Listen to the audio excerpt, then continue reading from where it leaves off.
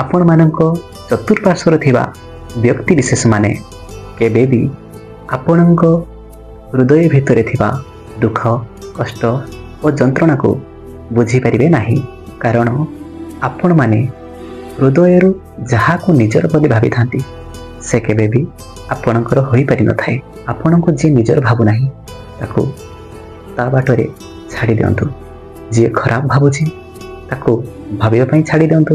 ଯିଏ ଘୃଣା ମନୋଭାବରେ ଆପଣଙ୍କୁ ଦେଖୁଛି ତାକୁ ଦେଖିବାକୁ ହିଁ ଦିଅନ୍ତୁ।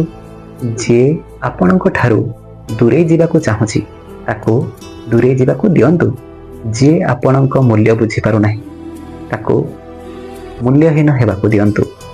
ଯିଏ ଆପଣଙ୍କୁ ଗ୍ରହଣ କରିପାରୁନାହିଁ ତାକୁ ତା ବାଟରେ ଯିବାକୁ ଦିଅନ୍ତୁ।